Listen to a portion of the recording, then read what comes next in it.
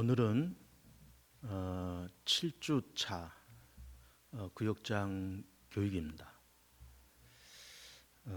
여러분 가지고 계신 교재 생명을 돌보는 선한 일꾼들 고급편 제4과 구역의 봉사 사역이 되겠습니다. 우리 공부하기 전에 먼저 기도하고 시작하겠습니다. 기도합니다. 우리 하나님 고맙습니다. 벌써 구역장 교육 7번째 시간입니다. 성령님 임재하셔서 우리의 마음이 주님의 마음을 닮게 하시고 우리의 생각이 주님의 생각과 동행하게 하시며 주님의 비전이 우리의 비전이 되고 주님의 품성이 우리의 품성이 되며 주님이 가지고 계신 그 가치관이 우리의 가치관이 되게 하옵소서. 마음문을 열고 주님을 바라봅니다. 성령님 우리 끈에 임재하시고 만져주시고 감동하여 주시옵기를 원하면서 예수님의 이름으로 기도드립니다. 아멘.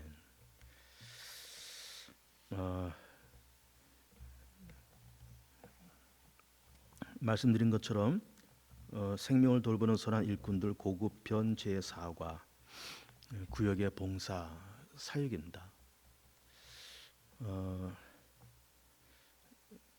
사실은 교회는 이제 5가지 본질이 필요하다 이렇게 보는 건데 그 5가지 본질이 뭔가 하면은 우선은 예배, 그 다음에 교육, 그 다음에 친교, 그 다음에 봉사, 그리고 선교. 이 5가지가 교회의 본질이고 또 교회의 사명이다 이렇게 보는 겁니다. 그러니까 그 5개가 교회 안에 필요하다 그런 얘기죠. 어떻게 보면은 그 5가지 본질이 우리 구역 안에도 필요하다 이렇게 보는 겁니다. 그러니까 구역 안에도 어제 우리가 지난번에 본 것처럼 구역은 작은 교회다. 교회 안에 있는 작은 교회.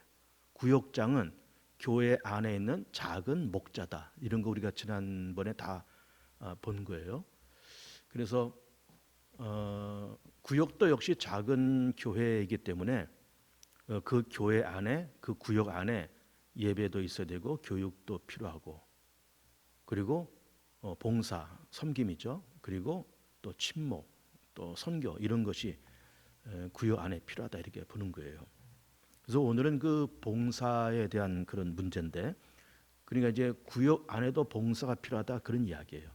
그러니까 이제 우리가 이제 구역이 대체로 어떻게 모이는가 하면은 뭐 가정에서 모이기도 하고 또 교회에서 주일날 예배 끝나고 모이기도 하고 뭐 기타 다른 곳에서 모이기도 하고 이제 그렇게 여러 모습으로 모일 수는 있겠지만 그 모임 안에 봉사의 사역이 있으면 좋다 그런 얘기예요.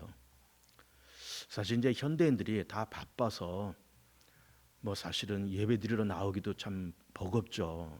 다 이제는 직장들이 있고 맞벌이 시대고 또 특별히 또 요즘은 이제 코로나 전국이기 때문에 모이는 자체부터가 이제 참 쉽지 않지만 거기다가 이제 봉사 사역까지 해야 된다라고 하면은 조금 우리가 부담이 없는 건 아니에요. 그러나 우리가 실질적으로 그렇게 뭐 나가서 세상을 변화시키고 뭐 우리가 봉사하고 이제 그런 것이 참 좋은 거지만 결국 이제 그 봉사 사역에는 다 우리의 희생이 필요한 겁니다. 우리의 지출이 필요하고 희생이 필요하죠. 뭐 시간도 드려야 되고 때로는 물질도 내 마음도 내 기도도 그 모든 것이 희생되고 지불되어야 모든 것이 되지 희생과 지불이 없으면은 그 일이 되질 않아요. 그래서 어쨌든 이제 그런 개념을 좀 파악하시고 이제 교재를 보시면 좋겠는데 여러분 가지고 계신 교재 64면을 이제 보시면 되겠습니다. 구역의 봉사 사역 중심 요절 인자에 온 것은 섬김을 받으려 함이 아니라 도리어 섬기려 하고 자기의 목숨을 많은 사람의 대성물로 주려 함이니라. 마가복음 10장 말씀인데 아주 유명한 말씀이잖아요. 나는 섬김을 받으러 온 것이 아니다. 섬기러 왔고 내 목숨을 많은 사람의 대성물로 주려 함이니라. 중심 개념, 그리스도인은 그리스도의 섬김을 따르는 사람이기 때문에 내게 있는 것을 없는 이와 나누는 봉사 생활을 해야 한다. 나눈다는 것이 결국 지출이잖아요. 아까 얘기한 것처럼 지출이 필요해요. 학습 목표, 구역에서 봉사는 꼭 필요한 사회금을 알 수 있다. 서로 섬기며 봉사하는 것이 그리스도인의 사명임을 깨달을 수 있다. 구역 봉사가 나아가서는 사회 봉사에까지 이어지도록 실천할 수 있다. 이렇게 하면서 65페이지 넘어오시면 마음밭갈기가 있습니다. 다음은 모 교회 박 구역장의 사례이다. 읽고 봉사의 중요성에 대해 생각해 보자. 박 구역장은 구역원들을 귀하게 여기는 구역장이다. 항상 서로 고마워하는 관계, 신뢰하는 관계가 지속되도록 노력했으며 함께 기도하는 것도 잊지 않았다. 물론 전화신방 등 구역원들을 돌아보는데 열심이었다. 그러나 이러한 관심 외에도 박 구역장에게 열심은 한 가지 더 있었다. 함께 봉사하시던 자리를 마련하는 것이다. 교회 주방 봉사 등 구역 봉사 할 일이 생기면 구역원들에게 함께 봉사하도록 권유하여 많은 구역원들이 참여하게 하였다. 그런데 구역원들이 하면 할수록 더 관계가 좋아지고 교회에 대해 사랑하는 마음도 많아진 것을 볼 수 있었다. 그러다 보니 구역원들 간에 서로 감사와 대화도 많아졌으며 봉사의 소중함에 대한 마음도 가득해지게 되었다. 그렇게 이제 교회에서 이러저러한 일을 관여하면서 이제 봉사 활동을 하니까 오히려 기쁨이 생겼고 구역 식구들 가운데 어떤 결속력도 생겼다. 이제 그런 얘기예요. 그래서 보시면 봉사의 유익은 무엇이라 생각하는지 서로의 생각을 나눠보자. 그렇게 봉사하면서 생기는 어떤 유익이 뭐냐 그런 얘기죠. 뭐 여러 가지가 있겠는데 뭐 나름대로 여러분이 쓸 수 있겠죠.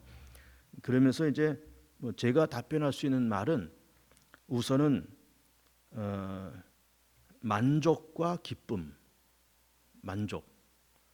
만족과 기쁨, 그리고 하나님께 영광, 그리고 만족과 기쁨, 하나님께 영광, 그리고 또 본인에게 찾아온 어떤 자부심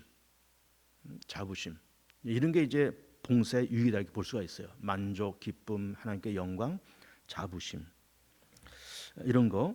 그리고 다음 글을 읽고 섬김에 대한 느낌을 나눠보자 이렇게 돼 있고 거기 박스 안에 섬김의 미학 MK 택시.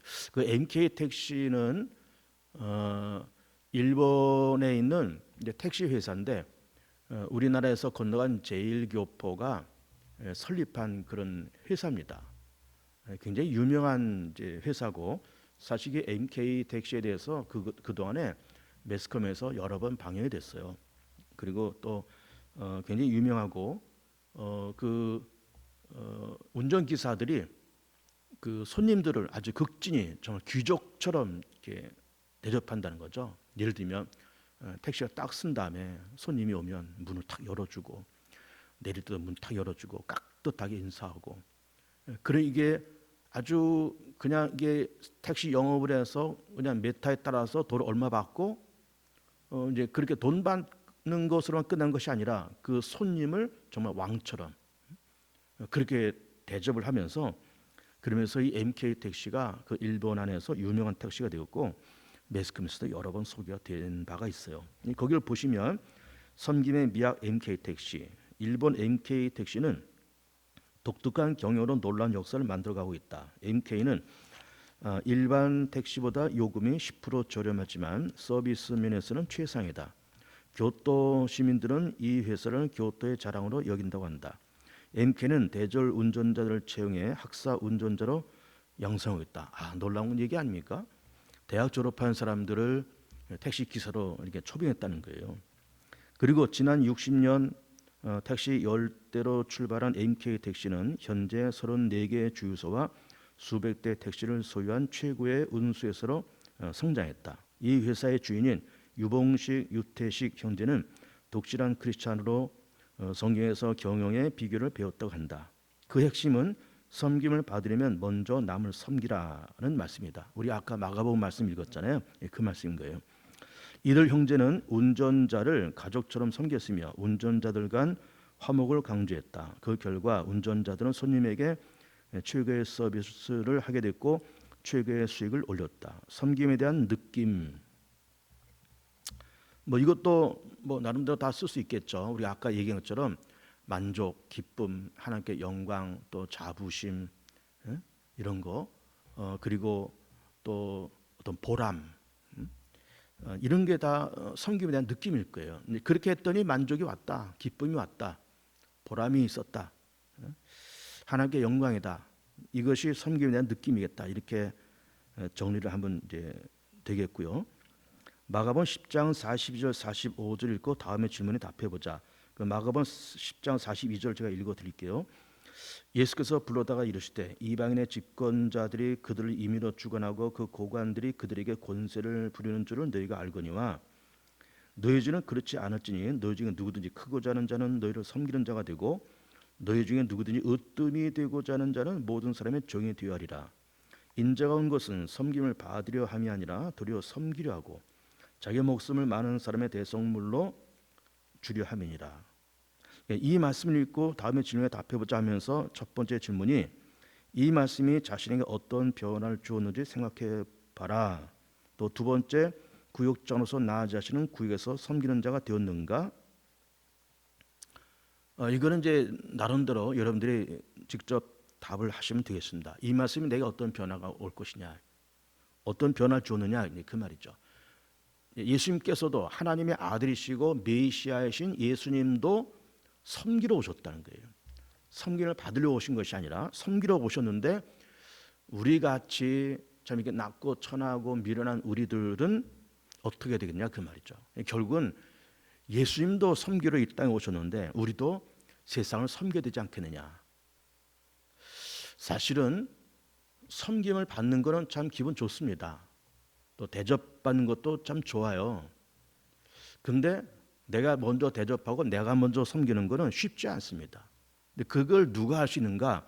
결국 그것은 믿음의 연륜 내지는 믿음의 성숙과 관계가 있다고 봐요. 또 인격의 성숙과 관계가 있다고 봅니다. 그러니까 믿음도 성숙하고 인격도 성숙하고 또 어떤 믿음의 연륜도 깊어져 가면서 그러면서 내가 남을 섬길 수 있는 그런 어떤 자세가 된다 그러면 참 좋죠.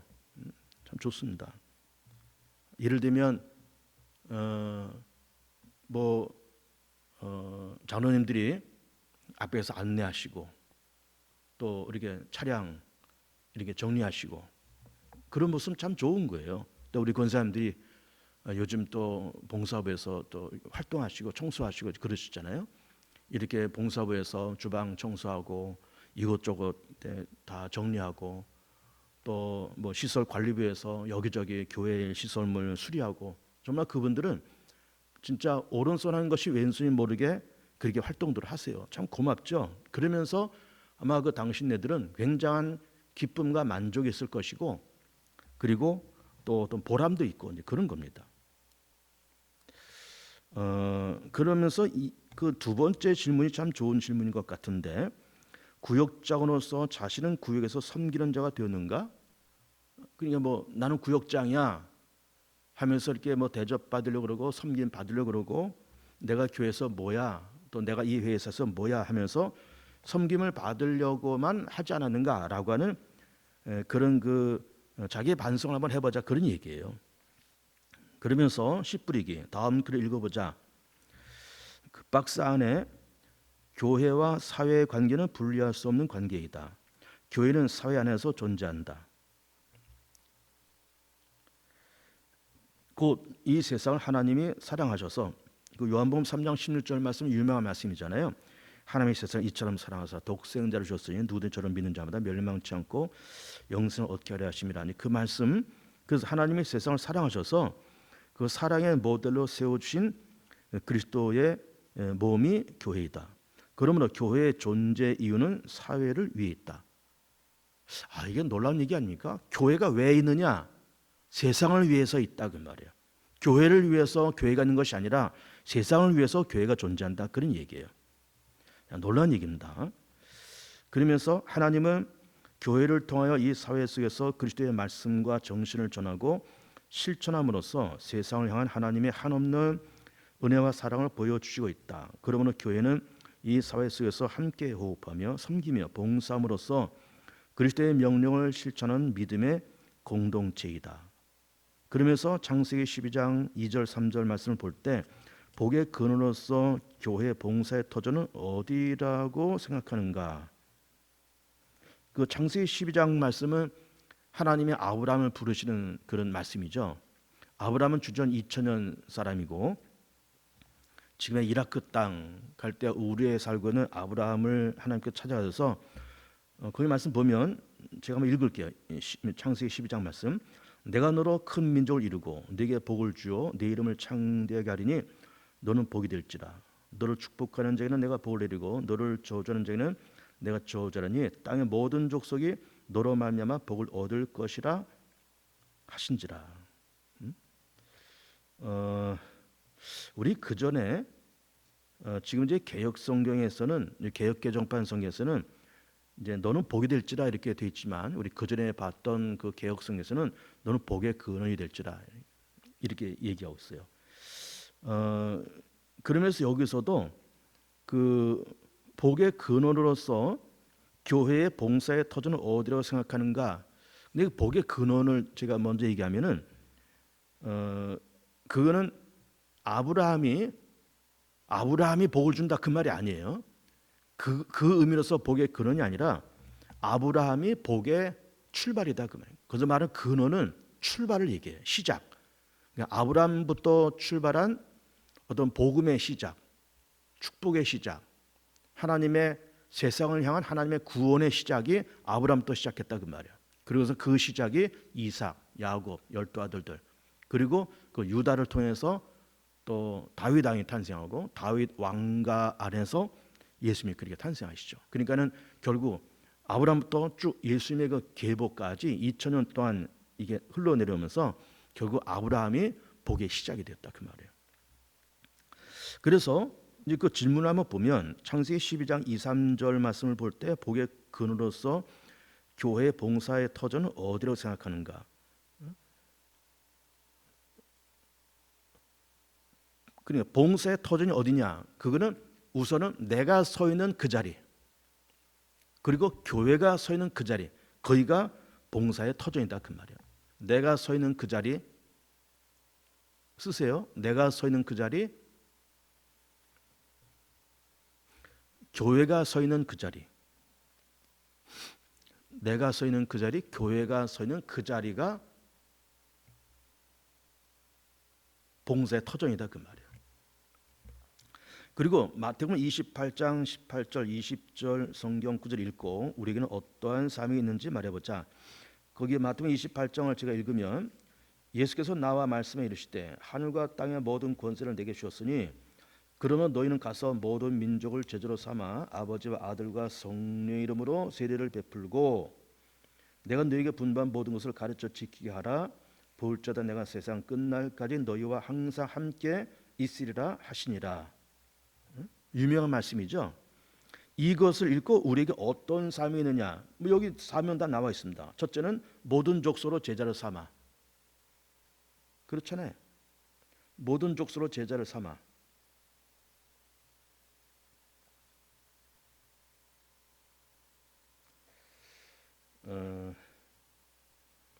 세례를 베푸는 거는 이제 기름 부 안수받아 세운 이제 주의 종들만 할 수 있으니까 우리 평신도는 세례를 주는 거는 이건 해당이 안 되겠죠. 그러니까 모든 족속 제자를 삼아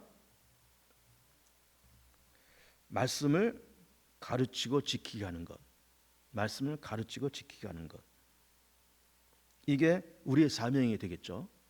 뭐 목사라 그러면 여기 이제 제자 세례를 베풀고도 목사에게는 해당이 되겠죠. 그러니 일단 우리 평신도들에게는 모든 족속으로 제자를 삼아 말씀을 가르치고 지키게 하는 것, 말씀을 가르치고 지키게 하는 것, 이것이 우리의 사명이 될 수 있겠다라고 하는 거예요. 그 다음에 봉사해야 할 곳에는 어떤 것들이 있는지 생각해 보자. 아까 이제 그 봉사의 터전은 내가 서 있는 그 자리, 교회가 서 있는 그 자리가 우리의 봉사의 터전이라고 했어요. 그는 더 나가면은 구역이 서 있는 그 자리가 또 봉사의 터전이에요. 그럼 예를 들어서 어느 A 구역이 뭐 광명, 삼동 어느 지역에 우리 A 구역이 있다. 그러면 거기가 그 구역의 봉사의 터전이다 그 말이에요. 그래서 뭐 그 지역 안에 뭐 우리 예를 든다 그러면은 뭐 골목을 청소하는 일을 한다든지 또 뭐 좀 어렵게 사는 가정들 뭐 많은 것은 아닐지라도 뭐 가끔씩 찾아가서 뭐 이렇게 기도해드리고 좀 먹을 걸 좀 해다드리고 뭐 그런 걸 한다든지 그런 거 그 구역에 서는 그것이 봉사의 터진다 그 말이에요. 그러니까 이제 이 과에서 말하고 있는 것이 뭔가면은 모여서 예배드리고 뭐 친교하고 다 좋지만 어쨌든 그 구역이 서 있는 그 터전에서 뭔가 봉사할 수 있는 그런 일을 찾아보고 그걸 한번 해보자 그 말이에요. 그러면서 만족도 얻고 기쁨도 얻고 그리고 보람도 얻고 하나님께 영광도 올려드리고 그런 일을 해보자 그런 얘기예요. 더 나아가서 그 밑에 우리 구역이 그동안 봉사 사역을 열심히 했다면 위의 곳 중 주로 어느 곳이었는가 그리고 그것에서 봉사하는 일은 무엇인가. 아까 봉사의 터전이 내가 서 있는 거기 구역에 서 있는 거기 교회가 서 있는 거기가 봉사의 터전인데 지금까지 무엇을 실제로 해봤느냐 그 말이에요. 안 해본 구역이 태반일 겁니다 사실은. 한번 우리가 한번 우리 스스로를 점검하고 우리 스스로를 한번 성찰해보는 의미로 이 공부를 좀 하고 있는 거예요. 사실 이제 구역장 교육을 하면서 예배드리라, 뭐 전도해라, 뭐 구역별로 뭐 태신자를 만들어라, 모여서 뭐 교제하자, 뭐 그런 얘기는 뭐 많이 했어요. 또 그렇게 해왔고, 그런데 그 구역에서 실질적으로 봉사의 활동을 해보자라고 하는 이야기는 우리가 잘 안 하고 못 듣고 그렇게 해왔지만 기왕에 우리가 구역장 공부를 해나가면서 조금 우리의 시선을 넓혀보자, 우리 구역의 사역을 조금 더 넓혀보자라는 취지로 이 봉사에 대한 이야기를 좀 하고 있는 겁니다. 넘어와서 68페이지. 우리의 봉사 영역을 더 확대한다면 어느 곳에서 봉사하는 것이 좋다고 생각하는가? 이제 성경에서는 예수님께서 그 복음 전하는 자들에게 예루살렘과 온 유대와 사마리아와 땅끝까지로 내 증인들이라 이렇게 말씀하셨어요. 그러니까 아까 우리가 봉사의 터전이 먼저는 우리 구역에 서 있는 그곳, 내가 있는 그곳, 교회가 서 있는 그곳이 우선은 봉사의 터전인데 결국은 거기서부터 출발해서 점차 그 외연을 좀 넓혀갈 필요가 있다 그런 얘기예요. 그 영역을 좀 넓혀. 그냥 시작은 거기지만 내가 서 있는 거기, 구역에 서 있는 거기, 교회가 서 있는 거기가 봉사의 터전이지만 시작이지만 그거를 조금씩 넓혀가는 것이 좋다라는 말씀을 하고 있는 겁니다. 그 다음에 1번 봉사의 이론적 근거, 성경적 근거, 섬김으로서의 디아코니아. 디아코니아라는 말은 그 그리스어예요. 헬라어 혹은 그리스어니 그러는데 그리스어로 디아코니아가 봉사예요. 뭐 우리가 흔히 뭐 코이노니아, 뭐 그 교제죠. 코이노니아, 또 디아코니아, 봉사 뭐 이런 그 전문적인 그 헬라어가 있습니다. 뭐 참고로 아시면 되겠고 다음 글을 읽어보자 하면서 박스 안에 우리가 봉사라는 말을 쓸 때는 그리스도의 말씀과 정신에 따라서 이웃과 사회를 위해 하는 봉사를 말한다. 그래서 경찰관이 국가의 명령을 받고 하는 대민봉사 같은 것과는 다르다. 이게 참 놀라운 얘기입니다. 공무원들이 얘기하는 그 대민봉사, 그것과 그리스도인이 교회가 하는 봉사는 내용과 의미가 다르다 그 말이에요. 그 계속 보면 그 내용이 설사 같은 것이라 하더라도 우리는 그리스도의 가르침에 근거해서 신앙적 동기가 부여된 것만을 봉사라고 부른다. 그러니까는 동기가 다르다 그 말이에요. 그러니까 공무원들이 하는 봉사와 교회가 하는 봉사는 물론 그 일이 같을지라도 동기가 틀리다 그 말이에요. 그러니까 공무원들이 하는 봉사는 그거는 어떤 의무감이고 또 상부에서 지시한 것이고 또 그렇게 하는 것이 직업이고, 그러나 교회는 뭐 우리가 직업으로 봉사하는 것 아니잖아요. 동기가 다르다 그 말이에요. 우리는 동기는 뭘까요?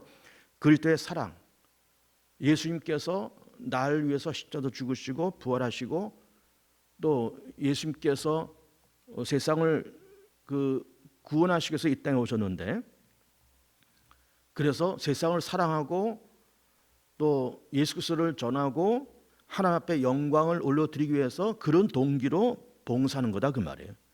동기가 틀리다 그 말이잖아요. 계속 보시면 그리스도인들이 봉사를 의무로 생각해야 하는 이유는 무엇보다 예수 그리스도가 봉사하는 자로서 살았으며 봉사의 교훈을 주었기 때문이다. 이웃 사람에 대한 사랑을 계명과 복음의 핵심으로 가르치고 실천하신 예수 그리스도는 사랑의 행위로 나타나는 모든 실천을 봉사라는 말로 일반화시켜 표현했다.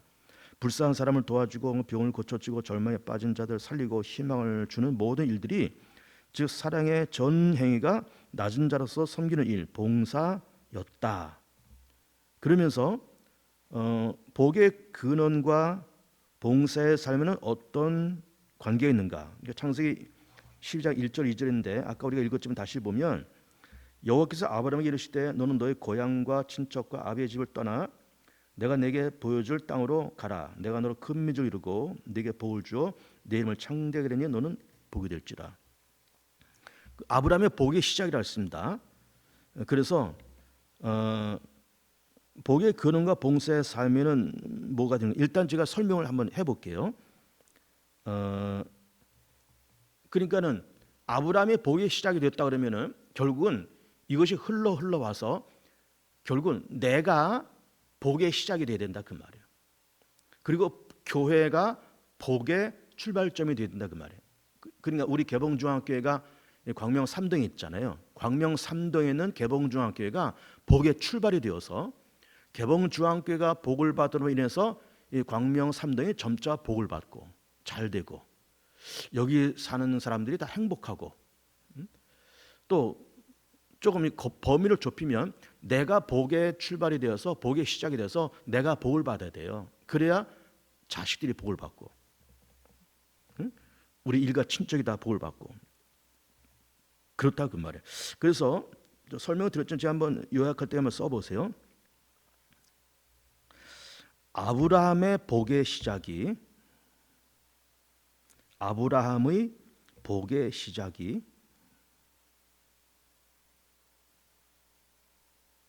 이삭에게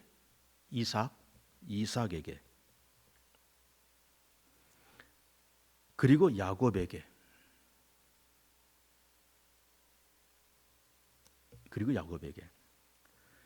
그리고 12아들 중 유다에게 그리고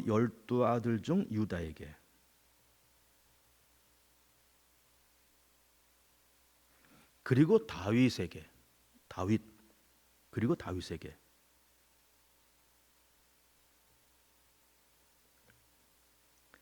그리고 그리스도에게로 흘러갔다.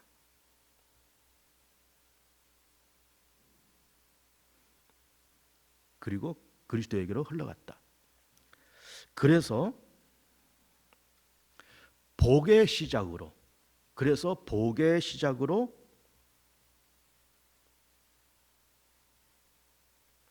나와 교회를 부르셨다. 그래서 복의 시작으로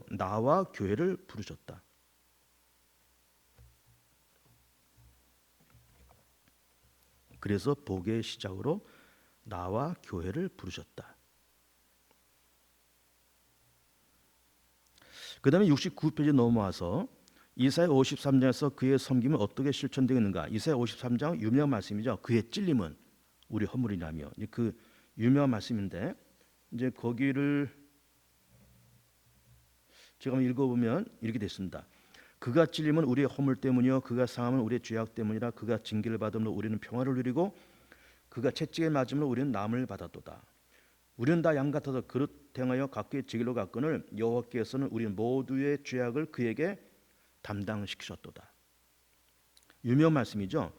그것을 읽고 이사야 53장에서 그의 섬김은 어떻게 실천되고 있는가 써볼까요? 질고를 지시고 성에는 그대로입니다. 질고를 지시고 찔리고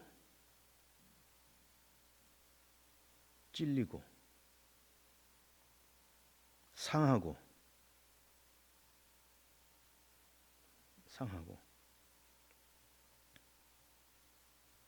채찍에 맞으시고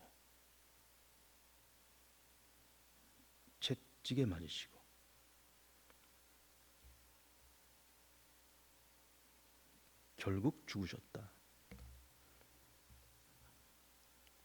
그런데 섬김은 결국 예수님께서 섬김으로 인해서 이 땅에 오셨는데 우리를 구원하시려고 질고를 지시고 찔리고 상하고 그리고 채찍에 맞으시고 결국은 죽으셨다. 그러니까 이 섬김이라고 하는 것은 결국 자기 희생이 필요한 거예요. 아까 그랬잖아요. 제가 희생과 그리고 지불이 필요하다. 지불, 시간도 물질도 그리고 또 희생도 다 필요하다 그 말이에요. 그래서 그 밑에 자유와 섬김은 그리스도를 따르는 제자에게 어떤 관계가 있는가? 갈라디아서 5장 13절인데 그걸 제가 읽을게요. 형제들아 너희가 자유를 위하여 부르심을 입었으나 그러나 그 자유로 육체의 길을 삼지 말고 오직 사랑으로 서로 종노릇하라. 그러니까 우리가 다 자유한 사람이에요. 우리가 누구한테 묶인 사람이 아닙니다. 예수 안에서 우리는 죄로부터 자유, 어떤 세상으로부터 자유한 사람이에요. 자발성이 있다 그 말이에요. 그러나 자유한 사람이지만 동시에 종노릇이 필요하다 그 말이에요. 낮아지고 섬기고 주고. 그러면 써볼게요. 우리는 자유한 사람이지만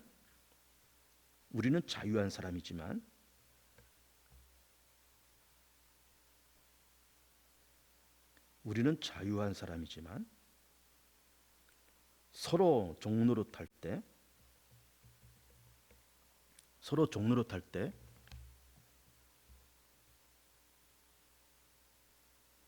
그 모습이 아름답다. 우리는 자유한 사람이지만 서로 종노릇할 때 그 모습이 아름답다. 그렇잖아요. 나 자유하니까 막 방종하고 남은 험담을 하고 이겨먹으려고 그러고 대접받으려고 그러고 그건 참 아름답지가 않아요. 그러나 자유하지만 종노릇할 때 아름답다 그 말이에요. 그 밑에 성도를 향하여 세상의 소금과 빛이라 말씀하신 이유는 어디에 있는가? 마태복음 5장 13절 16절인데 거기도 유명한 말씀이 제가 읽을게요. 너희는 세상의 소금이 만일 그 맛을 잃으면 무엇으로 짜게 하리요? 후에는 아무 쓸데없어 다만 밖에 버려져 사람에게 밟힐 뿐이라. 너는 세상의 빛이라. 산 위에 있는 동네가 숨기지 못할 것이요 사람의 등불을 켜서 말에 두지 아니고 등경 위에 두나니 이러므로 집안 모든 사람에게 비치느니라. 이같이 너희 빛이 사람 앞에 비치게 하여 그들로 너희 착한 행실을 보고 하늘에 계신 너희 아버지께 영광을 돌리게 하라 하면서 이렇게 성도를 향한 세상의 소금과 빛이라 말씀하신 이유가 뭐냐?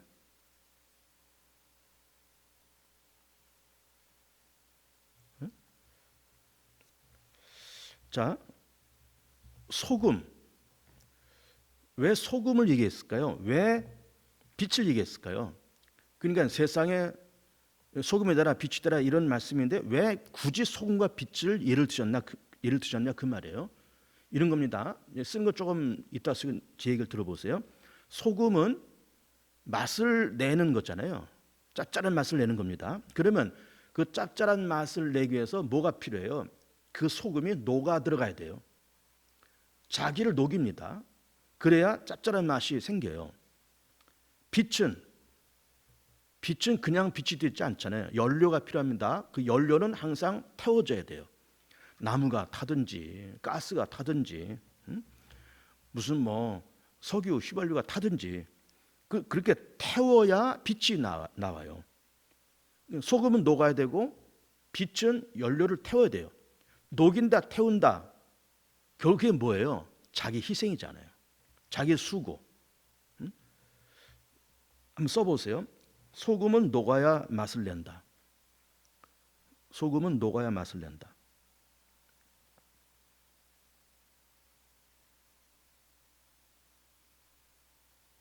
소금은 녹아야 맛을 낸다. 빛은 연료를 태워야 빛을 낸다. 빛은 연료를 태워야 빛을 낸다.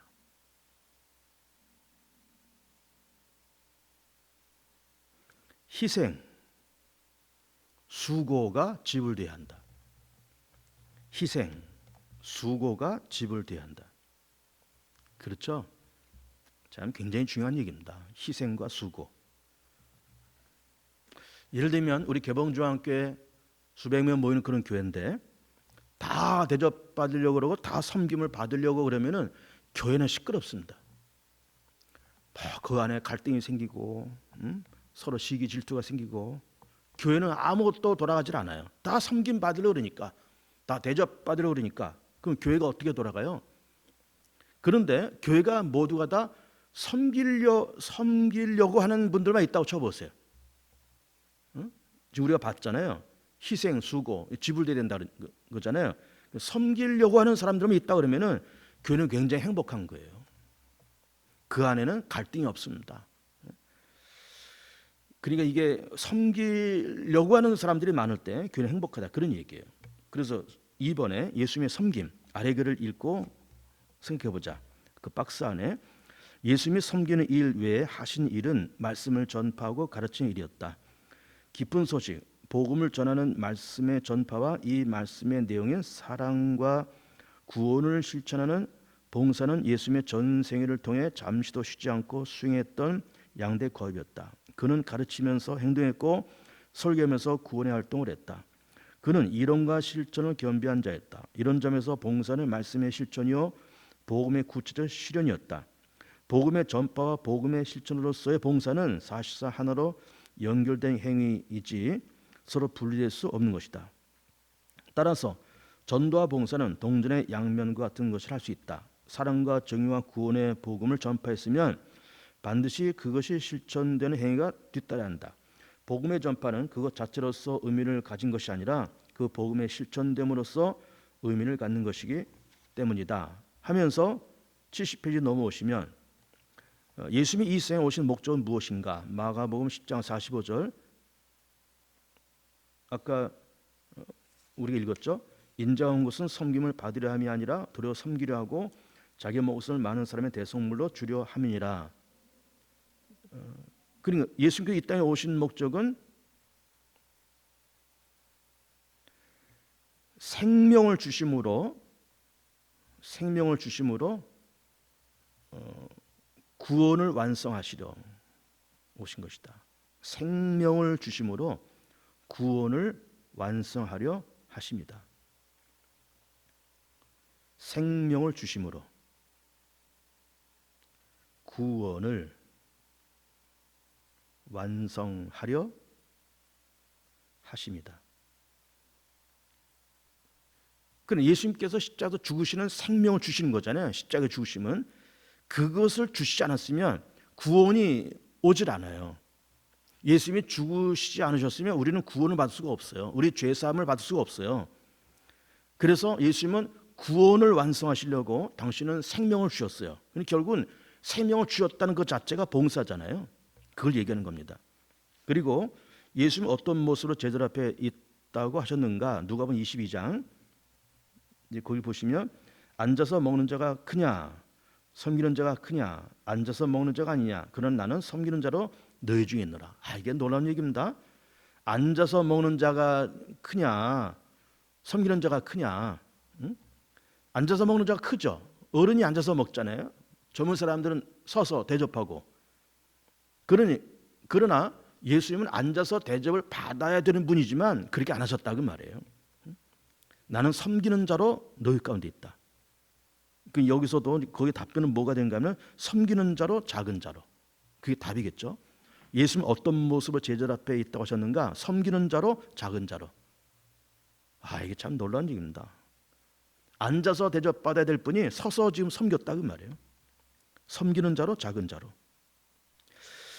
예수님의 섬김은 십자가에서 절정을 이룬다. 십자가의 섬김은 무엇을 말하는가? 빌립보서와 요한복음이 있는데 그 빌립보서를 제가 읽으면 너희 안에 이 마음을 품으라 곧 그리스도 예수의 마음이니 그는 근본 하나님의 본체시나 하나님과 동등됨을 취할 것으로 여기지 아니하시고 오히려 자기를 비워 종의 형체를 가지사 사람들과 같이 되셨고 사람의 모양으로 나타나사 자기를 낮추시고 죽기까지 복종하셨으니 그 십자가에 죽으심이라.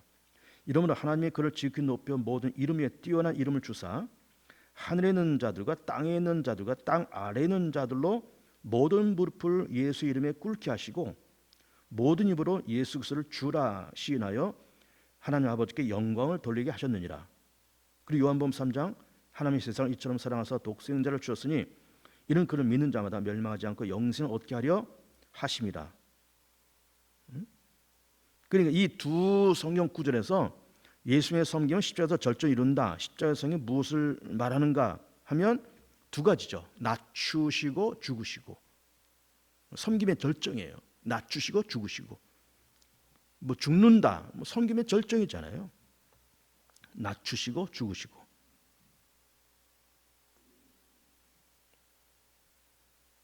낮추시고 죽으시고. 그 밑에 예수님이 제자들의 발을 씻기며 종의 섬김을 보이셨던 것을 기억하며 서로 발을 씻기고 느낌을 나누어 보자. 이게 서로 발을 씻겨 보라는 겁니다. 한번 구역 식구들끼리 한번 세족식 같은 거 해도 이제 좋다 이런 말씀이신데 그 요한복음 13장 말씀 제가 읽을게요. 저녁 잡수던 자리에서 일어나 겉옷을 벗고 수건을 가져다가 허리에 두르시고 이 대야에 물을 떠서 제자들의 발을 씻으시고 그 두르신 수건으로 닦기를 시작하여 시몬 베드로이 이르시되 베드로가 이르되 주여 주께서 내 발을 씻으시나이까 예수께서 대답하시되 내가 하는 것을 내가 지금 알지 못하나 이후에는 알리라.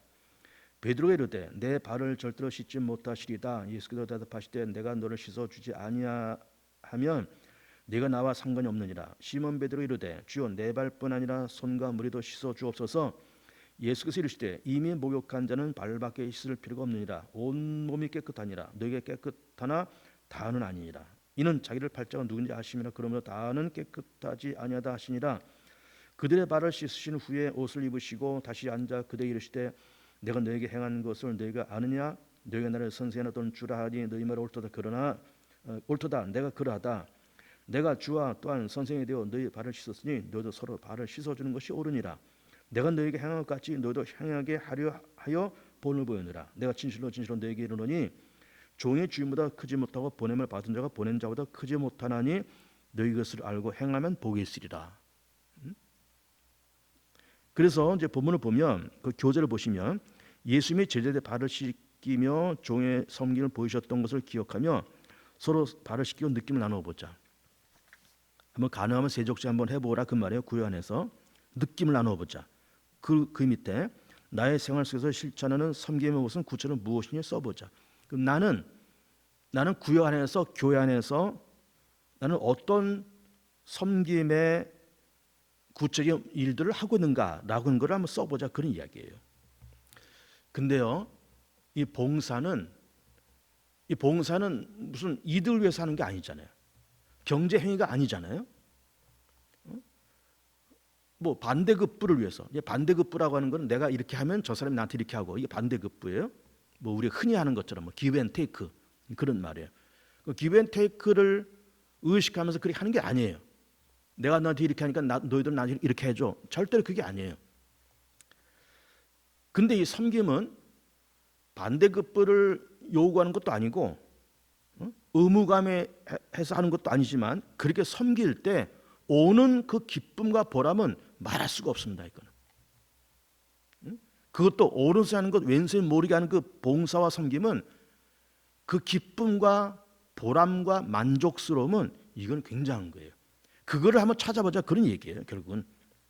그래서 반거리 2번에 봉사의 자세 다음 문장의 뜻을 생각하며 읽어보자. 봉사는 나의 욕심을 하는 것이 아니다. 제가 아까 얘기했죠. 욕심을 하는 것이 아니에요. 경제행위도 아니라 했습니다. 봉사는 하나님의 영광을 위하여 하는 것이다. 봉사는 사랑으로 섬기는 적극적인 행동이다. 봉사는 한 가족으로서의 섬김이다. 봉사는 사랑의 빚진 자로서의 의무이다. 봉사는 그리스도의 말씀과 정신에 따라 이웃과 사회를 위하여 하는 봉사이다. 이 외에 봉사에 대해 가져야 할 자세에 대해 생각하고 서로의 의견을 나눠. 봉사에 대한 어떤 자세 이렇게 한번 써봅니다. 이거 뭐 답이 정해져 있는 건 아니에요. 7번 작은 것부터. 그 사람에서 기도한다. 어려운 사람 찾아가서 손을 한번 잡아주고 기도한다. 작은 거잖아요. 거기에 뭐 돈이 들어가는 것도 아니에요. 뭐 거기다가 물질적인 어떤 희생이 있으면 더 좋겠죠. 어쨌든 작은 것부터. 두 번째는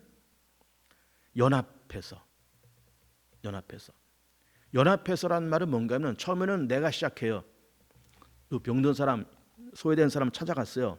그렇게 하다가 나만 가는 것이 아니라 이제 구역 식구들 전체가 한번 찾아간다든지, 아니면 이게 점점 확대돼서 여존대 단위로 찾아간다든지, 1여존대, 2여존대가 한번 찾아간다든지, 더 나가서 교회 전체적인 단위로 찾아간다든지, 그렇게 작은 것부터 시작해서 점차 연합해서 봉사해 나가는 그런 모습이 좋겠다라고 하는 거예요.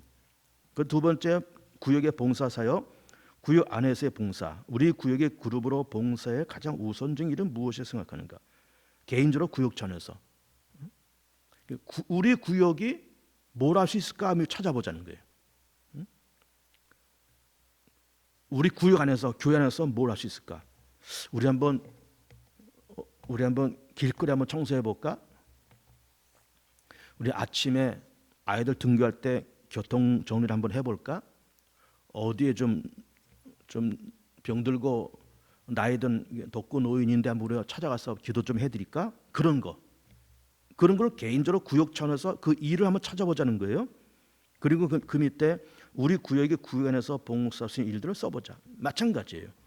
그래서 그 박스 안에 그럼 구역이 봉사할 수 있는 구체적인 것이 뭐냐라는 거죠. 그 박스 안에 구역 안에서 봉사의 예, 구역 예배 봉사, 예배 인도, 헌금 및 행정, 봉사, 예배 장소 준비, 기도와 전화 편지. 요즘 이게 더 필요한 때가 되었습니다. 이제 코로나 때가 돼가지고 잘 모이기가 어렵고 나에게 비대면 사회가 되다 보니까 이 전화와 기도와 문자가 더 중요한 때가 되었습니다. 저도 이제 요즘 참 신방이 어려워요. 그래서 이렇게 좀 이렇게 어떤 문제 있는 가정 전화해서 기도해드리고, 또 전화 연결이 잘 안 되면 문자를 보내고 카톡을 보내서 잘 지내시는가, 안부도 묻고 그래요. 이게 더욱더 중요한 것이 되었고, 그것도 결국은 봉사다 그 말이에요. 3번에 구역원 중 어려운 일에 처한 성도 신방, 결손 가정에 대한 구제, 독거 노인에 대한 돌봄, 방문, 동네 청소, 그리고 동네 경로당 방문 봉사, 구역 특성에 맞게 실천할 수 있는 섬김. 그리고 두 번째, 교회 안에서의 봉사. 우리 구역이 교회에서 봉사하는 일들은 어떤 것이 있는가? 여러 스스로 찾아보시기 바랍니다. 우리 구역에서 이번에 좀 주방 청소 한번 해볼까? 사무실 정리 한번 해보자. 영화부실, 영화부 요즘 잘 안 되는데 영화부실 한번 이번에 깨끗하게 한번 청소해볼까? 우리 구역식으로 가서 이런 걸 한번 찾아보자 그 말이에요. 그리고 교회 안에서 봉사할 수 있는 일들에는 어떤 것이 있을까? 마찬가지입니다. 그러면서 그 박스 안에 교회 안에서 봉사의 예, 예배 안내, 봉사, 예배 인도, 헌금 및 행정, 봉사, 예배 장소 준비, 기도, 전화, 편지, 결속 교인에 대한 신방 및 결손 가정 구제 돌봄, 교회 내 무료 공부방 봉사, 이웃 초청 열린 음악회, 사랑 나눔 바자회, 생활 미용 무료 강좌, 이런 것도 있겠다라고 하는 거예요. 그리고 3번에 사회 안에서의 봉사, 구역의 사회 봉사에 대한 관점들, 사회 구조적 봉사. 요거 이 지금 사회 봉사, 이거는 좀 범위가 큰 겁니다. 그러니까 이제 구역 봉사나 교회 봉사는 이렇게 독거노인들 돌본다, 거리 청소한다, 이런 거지만 사회 봉사도 때론 필요하다 그 말이에요. 그러면 그 박스 안을 일단 읽어볼게요. 가난하고 고통당하며 어려운 처지에 있는 사람들을 돌보고 구해주는 일등이다. 병원, 고아원, 양로원 사업은 전형적인 봉사 사업이었지만 그 밖에 난민, 구제사업, 피난민 구호사업, 유치원, 청소년센터, 장애자 복지시설, 감옥에 갇힌 자들 돕는 기관, 미혼모나 독신 여성들, 율락녀를 돕는 사업 등이 있다. 사회 구조적 봉사, 독일 교회 예를 들면 결정적으로 이웃 사랑을 위해서는 구조의 계획이 필요하다고 깨닫게 된 것은 1930년대 나치 독재 국가를 경험하고 나서다. 구호의 대상이 되어야 했던 정신 박약자나 환자들 집단적으로 살해하는 나치즘을 겪고 나서 개인적 구호나 치료만으로는 참된 봉사를 할 수 없으며 정치 사회적인 권력 구조를 변혁해야 사랑과 봉사도 가능하다는 인식이 보편화되게 되었다. 놀란 얘기입니다. 그냥 뭐 병든 사람 돌보고 뭐 거리 청소하고 이래 가지고는 사회의 구조적인 모순이 이게 바뀌지 않는다 그 말이에요. 그 사회의 구조적인 그런 변화도 교회가 해야 된다 그런 얘기예요. 그래서 보면 여기서 봉사는 사회의 병적 증상을 치료하는 데 그칠 것이 아니라 그 원인을 고치는 대로 나아가야 하며 이것은 사회 구조의 개혁을 통해서만 달성되어 있다는 기독교 윤리적 반성이 일어나게 되었다.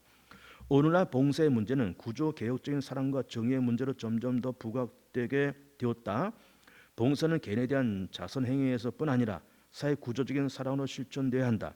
사회 구조적인 사랑으로 나타나는 봉사활동은 정의를 위한 행동으로 나타나야 한다는 것이다. 예를 든다면 인종차별 철폐운동이나 인권운동, 노동운동 같은 사회적 행동이 기독교적인 봉사가 될 수 있다는 것인데 이것은 곧 사회 구조 안에서 사랑을 실천하는 행위이기 때문이며 하나님의 나라를 지평으로 하는 새로운 사회 공동체 운동이기 때문이다. 사회 봉사는 사회 사업적인 봉사에서부터 사회 구조 개혁을 위한 사회 운동. 그 줄을 쳐보세요. 사회 구조 개혁을 위한 사회 운동. 구조를 바꿔야 된다. 구조를.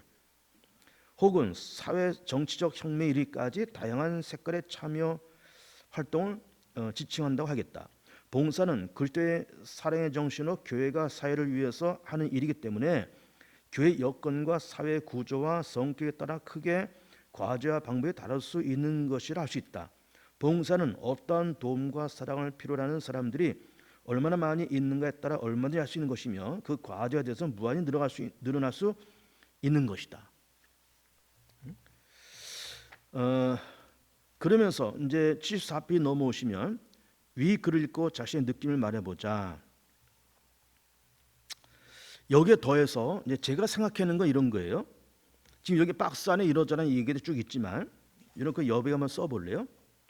그러니까 여기 74면에 위 글을 읽고 자신의 느낌을 말해보자 하면서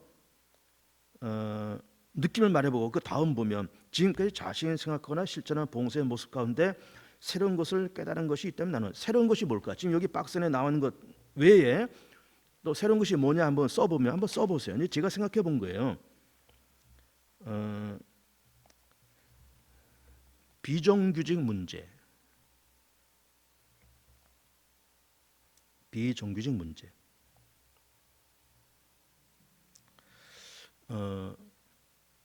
청년 실업 문제.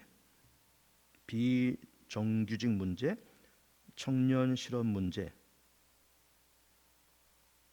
부동산 가격 현실화, 부동산 가격 현실화, 부동산 가격 현실화, 그리고 갑질 근절, 갑질 근절. 굉장히 방대한 얘기입니다, 사실은. 네? 뭐 비정규직 문제, 청년 실업 문제, 부동산 가격 현실화, 갑질 근절. 이제 그런 것에 대한 사회 구조가 바뀌어야 된다는 거죠. 사실 이것은 개인이 하기는 어려운 겁니다. 구역이 하기도 사실 어려워요. 어떤 개교회가 하기도 사실 어렵습니다. 이거는 교회 연합회 차원에서 할 수는 있어요. 예를 들면 우리 통합직교단의 총회 차원에서, 아니면 한국 기독교 연합회가 있어요.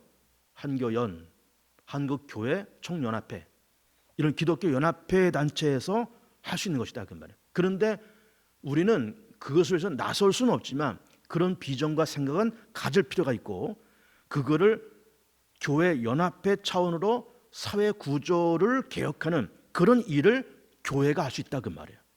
그래 우리가 아까 본 것처럼 독일 사회가 1차, 2차 세계대전 다 겪은 다음에 뭐 가난한 사람들한테 빵 한 조각 나눠주고 이것까지는 사회가 바뀌지 않는다는 걸 아는 거예요. 그래서 교회 차원으로 사회 구조를 바꿔가는 일들을 해왔다 그 말이죠. 이거를 교회가 할 수 있다라는 거예요. 결국은 14페이지 괄호 2번에 구역에서 할 수 있는 사회 봉사의 종류, 치유 활동. 우선 제목만 보겠습니다. 가번의 치유 활동, 그다음에 75페이지 나번의 복지 사업, 그다음에 76페이지에 사회 상담, 그리고 77페이지에 사회 교육. 이렇게 나와 있어요. 보겠습니다. 구역에서 할 수 있는 사회 봉사의 종류, 치유 활동을 통한 봉사. 성경에서는 병든 자를 어떻게 도우라고 했는가? 마태복음 10장과 야고보서 5장인데 마태복음 10장 그 보면 병든 자를 고치며 죽은 자를 살리며 나병한 자를 깨끗하게 하며 귀신을 쫓아내되 너희가 거저 받았으니 거저 주라. 이렇게 돼 있고 야고보서에서는 너희 중에 병든 자가 있느냐? 그는 교회 장로들 청할 것이요 그들은 주의 이름으로 기름을 바르며 그를 위하여 기도할지니라. 믿음의 기도는 병든 자를 구원하리니 주께서 그를 일으키시리라. 혹시 죄를 범하였을지라도 사하심을 받으리라. 이게 대표적인 성경 구절이에요. 그러면서 성경에서는 병든 자를 어떻게 도우라 했는가? 두 가지잖아요. 기도하고 고쳐주고. 병든 자 기도하고 고쳐주고.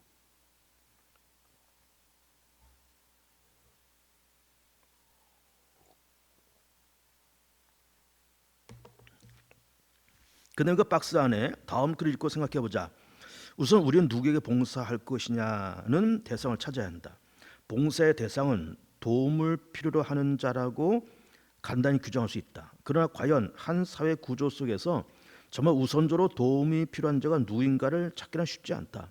우리는 흔히 예수께서 선택한 봉사의 대상자들을 모델로 해서 대상을 찾아야 한다고 생각한다. 가난한 자, 병든 자, 옥에 갇힌 자, 세리나 청녀들과 같이 사회에서 버림받고 무시된 자, 과부같이 홀로 된 자, 눈먼 자, 눈등병자같이 절망진 사람을 사랑과 봉사의 대상으로 삼았다. 이와 비슷한 대상들은 우리 사회에서는 얼마든지 있다. 그러나 사회 발전이나 경제 성장의 정도에 따라 도움을 필요로 하는 봉사의 대상자들은 다를 수 있다. 이제 우리 교회가 찾아야 할 의료봉사 활동은 오히려 국가나 사회가 손을 못 대고 있어 더욱 도움을 필요로 하는 쪽의 대상을 찾아야 한다. 예를 들면 직업병과 노동자들의 사고로 인한 질병들을 전문적으로 치료하고 도와주는 병원이나 재활원 같은 것들이다. 그리고 현대 자본주의적 경쟁 사회 속에서 많이 발생하는 정신병이나 정신박약자들을 인간적으로 대하고 치료해주는 병원이나 요양소를 설치해 이들이 삶을 포기하지 않도록 해주는 것이 중요하다. 장애인들이 비장애인들과 치열한 경쟁 속에서 좌절하고 포기하지 않도록 특수교육 훈련을 통해 직업을 갈 수 있도록 하는 봉사사업이 필요하다. 그러나 우리 사회에서는 아직 병원이 모자라서가 아니라 가난하기 때문에 의료보험제도가 완비되지 못해서 병이 들고 아파도 의료 혜택을 누리지 못하는 사람들과 계층이 꽤 많이 있다. 이것은 물론 의료보험제도를 개선하는 구조적 봉사의 노력을 통해 혜택이 골고루 가도록 해야겠지만 이런 제도가 개선되어도 항상 사회 속에서는 수술비가 없어서 수술 못하고 약값이 없어서 치료를 못하는 사람들이 있기 마련이다. 대부분의 서민층과 빈민 농민들에게 건강과 의료를 통해 봉사할 분야가 아직 너무나 넓게 있다고 보여진다. 그러면서 강도 만난 자의 이웃이 된 사마리아, 이 선한 사마리아 사람이잖아요. 누가복음 10장에 거기 보면 그 예수께서 대답해 주시되 어떤 사람이 예루살렘에서 여리고를 가다가 강도를 만나매 강도들이 그 옷을 벗기고 때려 거의 죽은 것을 버리고 갔더라. 마침 한 제사장이 그 길로 내려가다가 그를 보고 피하여 지나가고 또 이와 같이 한 레인도 그곳에 이르러 그를 보고 피하여 지나가되 어떤 사마리아 사람은 여행하는 중 거기 이르러 그를 보고 불쌍히 여겨 가까이 가서 기름과 포도주를 그 상처에 붓고 싸매고 자기 짐승에 태워 주막으로 데려가서 돌봐 주니라. 그 이튿날 그가 주막 주인에게 데나리온 둘을 내어주며 이르되 이 사람을 돌봐주라. 비용이 더 들면 내가 올 때까지 갚으리라 했으니 내 생활 이 세 사람 중에 누가 강도 만난 자 이웃이 되겠느냐. 이르되 자비를 베푼 자 아니이다. 예수께서 이르시되 가서 너도 이와 같이 하라 하시니라. 이 선한 사마리아 사람 얘기하는 겁니다. 그래서 질문을 보면 강도 만난 자의 이웃이 된 사마리아는 어떻게 이웃을 섬겼는가? 뭐 그대로죠. 씻어주고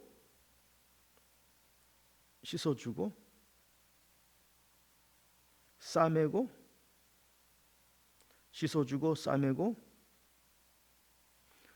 주막에 데려다 주고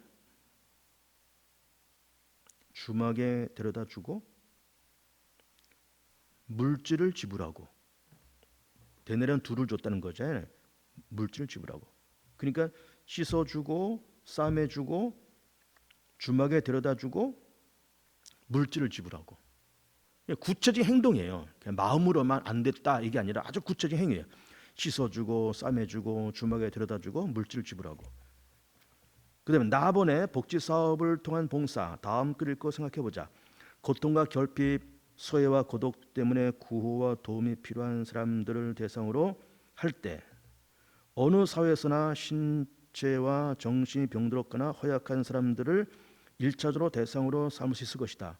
그 다음으로 도움이 필요한 사람들은 경제적으로나 사회적으로 혹은 심리적으로 약한 자들, 위축된 자들, 결핍된 자들을 말하는데, 이들은 사회 구조와 발전 정도에 따라 다양하게 존재한다. 전통적으로는 부모를 잃은 고아들, 보살필 자녀가 없는 노인들, 남편을 잃은 과부들이어서 고아원 양로원 모장 같은 사업들이 봉사의 표준적 활동이 되어 왔다. 그러나 오늘날 산업화와 도시화로 인해 부부와 남녀가 모든 직장을 갖는 경우들이 많아 어린아이들이 직장 시간에 고아가 되고 노인들이 홀로 되는 경우가 많게 되었다.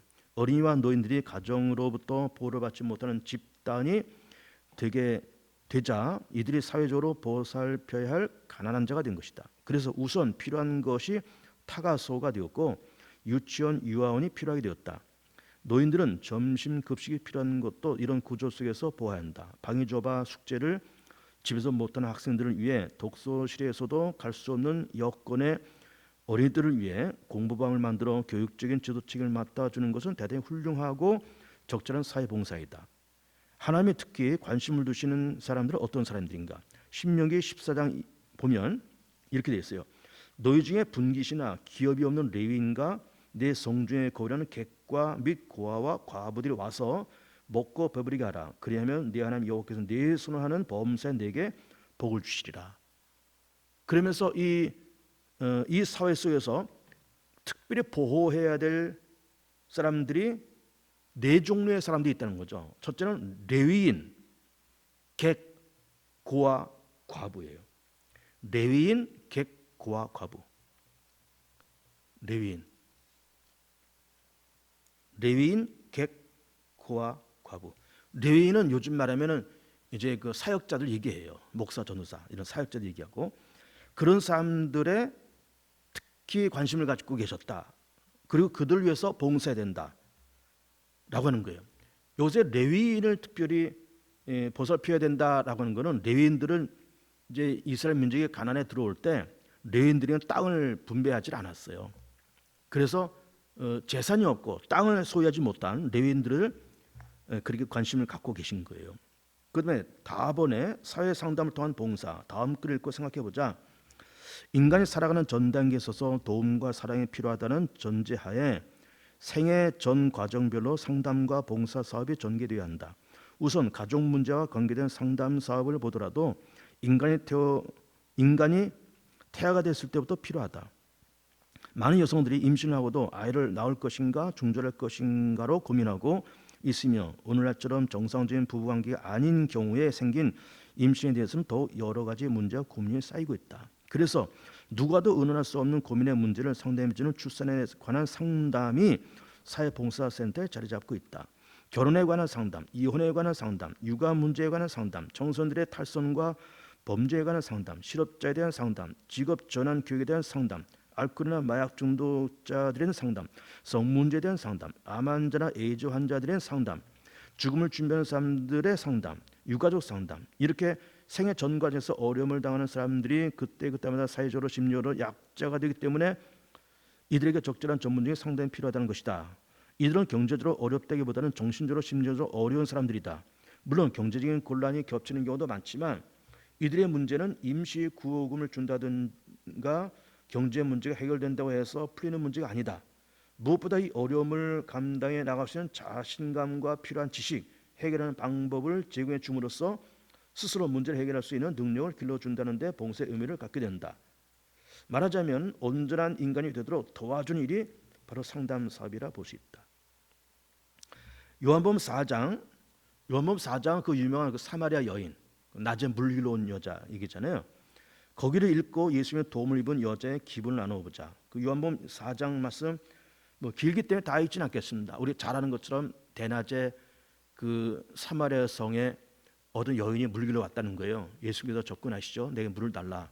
그랬더니 당신은 유대인이고 나는 사마리아 사람인데 왜 나한테 물을 달라 그러니까, 그랬더니 예수님께서 그 여인에게 넌 남편이 5 있었다. 그리고 지금 네 남편도 내 남편이 아니다. 그렇게 얘기하니까 이 여자가 내가 메시아를 만났다 이렇게 소리를 지른 거예요.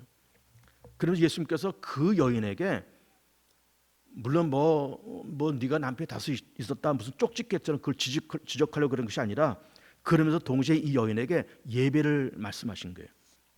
이제는 하나님은 예배할 자를 찾나니, 이제는 예배할 때가 됐나니 하나님 예배한 자를 찾으시느니라. 그러면서 그 예배의 소중함을 이 여인에게 가르쳐 주면서 어떤 영적인 회복, 영적인 어떤 깨달음, 이걸 예수께서 건드려 주신 거예요.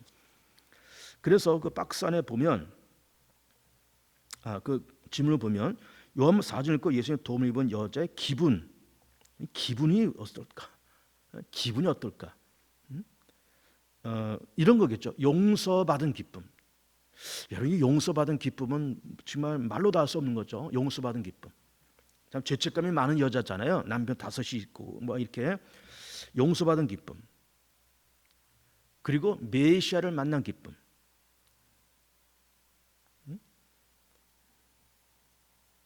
용서받은 기쁨, 메시아를 만난 기쁨. 이게 이제 이 여인이 가진 기분이었어요. 용서받은 기쁨, 메시아를 만난 기쁨. 그 다음에 라본의 사회교육을 통한 봉사. 아래 다음 그릴 거 생각해보자. 범죄 청소년들이나 탈선한 청소년들을 한두 번 상담으로 개선시킬 수는 없다. 이들을 재생시킬 수 있는 교육 훈련 과정이 필요하며 청소년센터 같은 곳에서의 정기적인 공동체 생활 훈련이 필요하다. 감옥에서 나온 수용자들의 사회 복귀 문제, 이들이 재적응할 수 있는 교육 훈련 기간이 필요하며 수용 시설을 겸한 교육장이 있어야 한다. 특히 가정에서 직장으로 나오려는 현대 사회 많은 여성들, 주부들은 사회에 적응할 수 있는 직업 훈련과 의식 교육이 매우 필요하다. 교육 사업은 정규적인 일반 학교 교육 외에도 모든 계층과 분야에서 필요하다. 노동자들에게 노동법이나 연금, 실업, 직업 전환에 대한 교육이 필요하고 장애자들에게도 특수 교육이 필요하며 부모들, 노인들, 주부들, 혼자 사는 여성들, 미혼모들 등 모든 이들에게 인간다운 삶을 보장하기 위해 교육이 필요한데, 이러한 교육을 통해 인간을 개발시키고 강화시키는 강화시키는 봉사를 교육적 봉사라고 한다. 그러면서 여러분 구역이 속한 지역 사회에서는 어떤 사회 교육 시설이 있는가? 어떤 교육 시설이 있습니까? 우리 같으면 어린이집, 또 요 앞에 어린이 도서실, 뭐 철산동 쪽에 가면은 또 뭐 아동센터, 상담센터 그런 것도 있잖아요. 그런 교육 시설이 있다. 그리고 마본의 사회 발전을 통한 봉사. 다음 글을 한번 읽어보자. 전통적으로 교회 봉사는 가난한 자들과 결핍된 자들을 돕는 일, 자선을 베푸는 일로 인식되어 왔다. 치료나 복지 사업은 직접 물질적으로 돕는 일이었고, 상담이나 교육 사업은 정신적으로 신료로 가난을 이기는 역량을 키워줌으로써 돕는 일이었다. 그러나 꽤 오랫동안 가난한 자들의 문제는 이렇게 도와주는 방식만으로는 근본적으로 해결되지 않으며, 가난이라는 것은 잘못된 사회 구조에 의해서 만들어진 산물이라는 인식이 교회 내에서 자라게 되었다.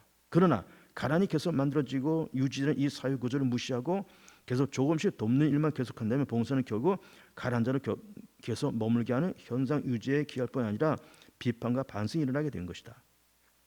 그러므로 가난한 자를 돕는 최선의 봉사는 약간의 구호겸이나 개발원조, 기술원조라는 사업이 아니라 불평등하고 억압의 구조를 거쳐서 정의로운 사회 구조를 만드는 일을 돕는 데 있다. 그러니까 가난한 자들에게 떡 하나 던져줘 가지고는 가난의 문제가 해결되지 않는다 그 말이에요. 가난은 나라님도 감당할 수 없다는 거잖아요. 그냥 떡 하나 던져줌으로 이게 해결되지 않는다 그 말이에요. 가난해진 그 사회 구조를 바꿔야 된다 그런 얘기예요. 사실 굉장히 광범위한 얘기를 하고 있는 겁니다. 그러면서 정의로운 사회 구조를 위해 내가 할 수 있는 일은 무엇인가? 아까 우리가 봤습니다. 총선 실업 문제, 부동산 가격 현실화, 갑질 근절, 그런 일들이 결국은 이 사회 구조를 개선해 나가는 뭐 그런 것이다 하면서 여기에 뭐 여러분 구체적으로 답변하지 마세요. 그냥 그런 것이 있다, 그렇게 해야 된다라고 하는 어떤 깨달음이 중요한 거예요. 뭐 어떻게 하자 그런 건 얘기는 아니에요. 우리가 뭐 구역에서 뭐 이 사회 구조를 변화시키고 그걸 구역에서 어떻게 하겠어요? 그리 하자는 것이 아니라 그런 생각과 의식이 필요하다 그 말이에요. 그 다음에 3번에 은사를 따라서 섬기는 봉사. 성경은 각각 은사를 따라 봉사라고 말씀하신다. 베드로전서 4장을 보면 베드로전서 4장에 무슨 말씀이 있는가 하면은 각각 은사를 받은 대로 하나님의 여러 가지 은혜를 맡은 선한 청지같이 서로 봉사하라. 만일 누가 말하려면 하나님이 말씀하는 것 같이 하고 누가 봉사하면 하나님이 공급하신 힘으로 하는 것 같이 하라. 이는 범세 예수 그리스도로 말미암아 하나님이 영광을 받으시게 하려 함이니 그에게 영광과 권능이 세세에 무궁하도록 있느니라. 아멘. 이렇게 됐어요. 이게 베드로전서의 말씀이에요. 그래서 성경 각각 은사를 따라 봉사라고 말씀하였다. 은사를 따라 우리가 봉사할 이유는 뭐냐? 은사를 따라 봉사해야 할 이유가 뭐냐? 한번 써볼까요? 내게는 기쁨, 내게는 기쁨, 보람. 그냥 내게는 기쁨과 보람이 있다. 그러면 교회에는 덕이 되고, 교회에는 덕이 되고, 하나님께는 영광. 내게는 기쁨과 보람, 교회에는 덕, 하나님께 영광. 그런 것이 있다 그 말이에요. 그래서 이번에 그럼 나는 어떤 은사를 받았는가? 로마서 12장, 고린도서 12장, 에베소 4장 굉장히 그 광범위한데 잠깐 그 중요한 것만 읽어드리면 로마서 12장에서는 6절을 보면 우리에게 주신 은혜대로 받은 은사가 각각 다르니 예언이면 믿음의 분수대로, 섬기는 일이면 섬기는 일로, 가르치는 자면 가르치는 일로, 위로한 자면 위로한 일로, 구제한 자는 성실함으로, 다스리는 자는 부지런함으로, 긍휼을 베푼 자는 즐거움을 할 것이니라. 그렇게 하라. 그렇게 그런 은사를 받아가지고 그렇게 활동하라 그 말이에요. 로마서에서는. 고린도서 12장에서는 그 은사가 9가지 은사가 나오죠. 지혜, 지식, 믿음, 영분별, 능력, 행함, 병 고침, 방언, 통변, 예언, 이런 은사를 얘기하고 13장에 넘어와서 사랑을 얘기하고 있죠. 그래서 전체 은사는 10개다 이렇게 보는 거예요. 그러면 그럼 나는 어떤 은사가 있느냐? 그거는 여러분들이 나름대로 찾아서 쓰시면 되겠어요. 에베소 4장에서도 거기 이제 은사에 대한 얘기를 쭉 하고 있는데 조금 읽어드리면 24절에 중요한 말씀이 나와요. 에베소 4장 24절에 하나님을 따라 의와 진리의 거룩한 옷 지으심을 받은 새 사람을 입었느니라. 그런즉 거짓을 버리고 각각 그 이웃과 더불어 참된 것을 말하라. 이는 우리가 서로 지체가 됨이라. 분을 내어도 죄를 짓지 말며 해가 지도 분을 품적은 마귀의 틈을 주지 말고,